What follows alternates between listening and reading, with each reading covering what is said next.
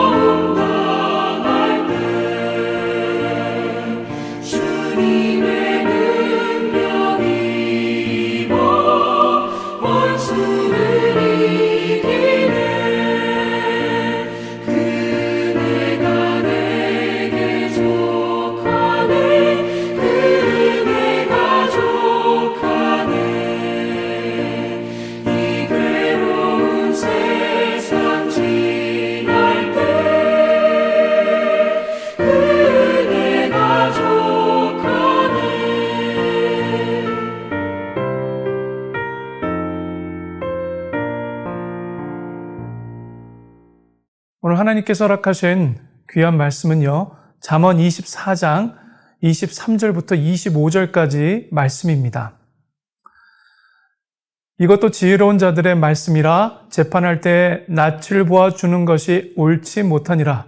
악인에게 내가 옳다 하는 자는 백성에게 저주를 받을 것이요 국민에게 미움을 받으려니와 오직 그를 견책하는 자는 기쁨을 얻을 것이요 또 좋은 복을 받으리라. 아멘. 오늘 말씀은요, 올바른 관계의 태도와 관계 속에서 사리분별을 놓치지 않는 지혜에 대해 말씀하고 있습니다. 특히 23절에서 재판할 땐 낯을 보아주는 것이라는 말씀이 기록되어 있는데요. 이는 상대방의 관계와 친분, 이해관계에 따라 이미 정해놓은 기준이 달라지는 것을 말씀합니다. 이미 저와 여러분들은요, 수없이 국가와 단체와 사회 속에서 부정한 방법이나 거짓된 태도, 또한 사회적 권력과 물질 앞에서 편파적이고 부당한 대우를 받는 일들을 만나거나 다른 이들의 억울함을 보아오셨을 것으로 생각됩니다. 그래서 그런지 국가의 법으로 정한 내용에는요, 이와 같은 내용을 헌법의 정신으로 기록하고 있습니다. 한국의 대법원 앞에 서 있는 정의 여신상만을 보셔도 알 수가 있는데요. 한 손에는 엄정한 정의의 기준을 상징하는 저울을 들고 있고요. 또 다른 한 손에는 정의의 기준을 따른 정의 실현을 위한 힘을 상징하는 칼이 쥐어져 있습니다. 그리고 정작 여신은요, 눈이 가려져 있죠. 한마디로 정의와 불의의 판정에 있어 사사로움을 떠나 공평성을 유지해야 한다는 것을 의미하고 있습니다. 여러분, 법은 결국은 인간에 의해서 만들어지고 시대와 문명과 세대에 따라 조금씩 인간에 의해 바뀌어져 나가고 있습니다.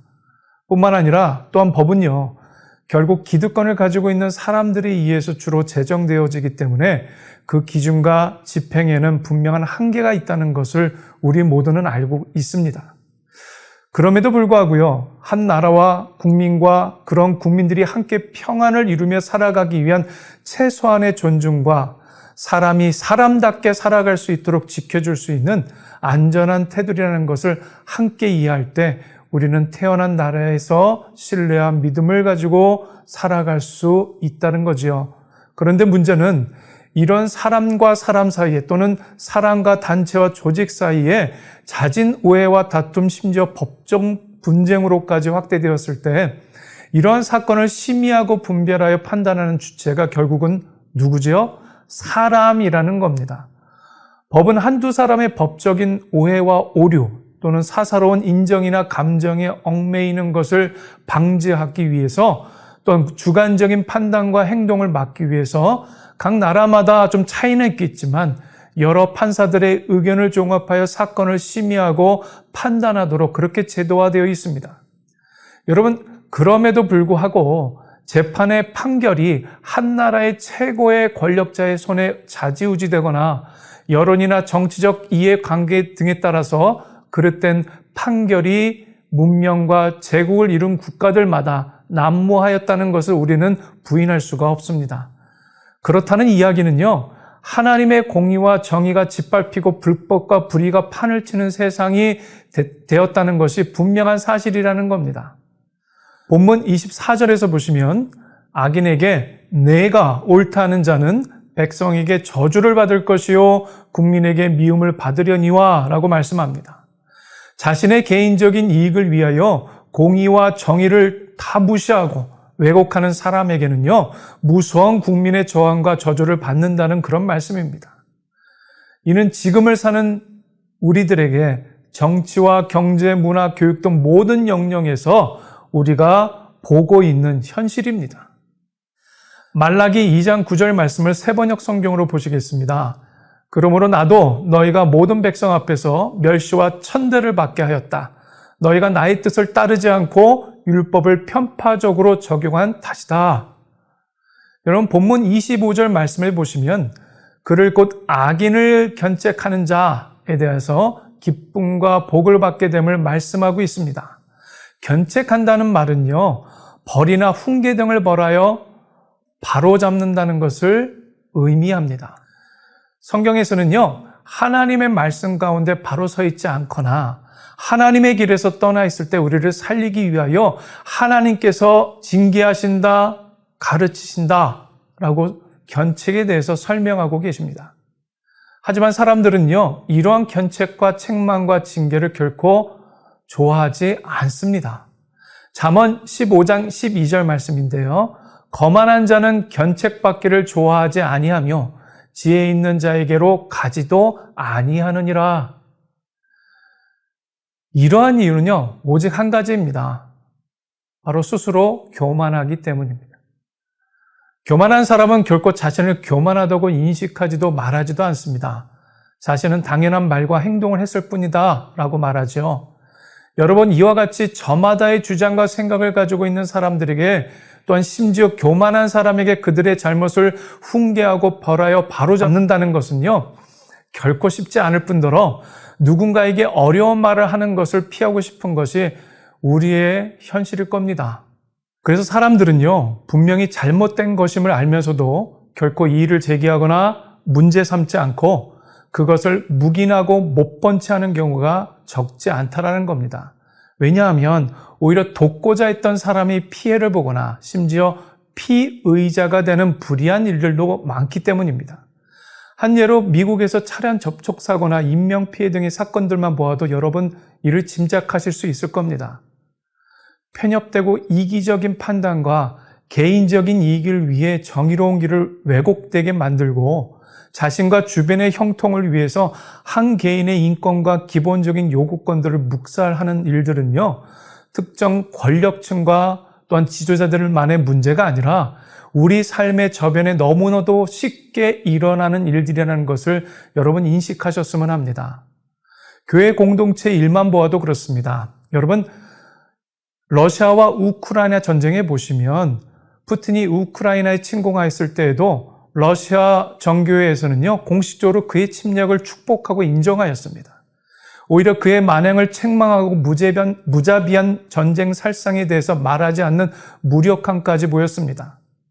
이뿐 아닙니다. 여러분, 히틀러가 독일을 집권하였을 때 그의 시녀가 되어 그의 모든 정치적 대변인이 되었던 것이 바로 독일 교회였습니다. 여러분, 우리나라도 마찬가지입니다.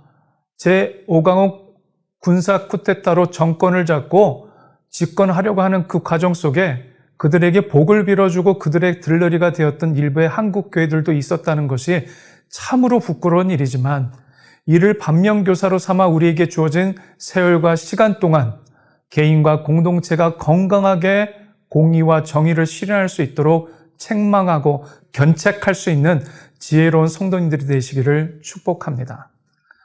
갈라디아서 1장 10절 말씀을 보시겠습니다. 내가 지금 사람들의 마음을 기쁘게 하려 하고 있습니까? 아니면 하나님의 마음을 기쁘게 해드리려고 하고 있습니까? 아니면 사람의 환심을 사려고 하고 있습니까? 내가 아직도 사람의 환심을 사려고 하고 있다면 나는 그리스도인의 종이 아닙니다. 아멘. 여러분, 오늘 이 말씀을 기억하시면서 정말 주님 앞에서 엄중하게 자신 스스로를 견책하고 우리 교회 공동체를 건강하게 세우기 위하여 또 우리 가정과 내가 이루어 나가고 있는 기업과 어떤 우리 회사 가운데 이러한 공의와 정의가 온전하게 실현될 수 있도록 끊임없이 기도하고 또 끊임없이 불의한 부분에 대해서 말할 수 있는 용기를 가지시는 저와 여러분 모두가 되시기를 축복합니다. 함께 기도하실 때 지혜를 갖고 바른 길을 걸어가려고 할 때요, 주님의 도움이 반드시 필요합니다. 용기를 주옵시고 먼저 자신을 견책하고 책망하며 우리에게 주어진 가족과 공동체를 사랑의 마음으로 섬기며 세워갈 수 있도록 주님 도와주시옵소서. 뿐만 아니라 성령님의 인도와 도움을 구하오니 주님 함께하여 주시옵소서. 함께 기도하시는 저와 여러분 되기를 원합니다. 기도하십니다.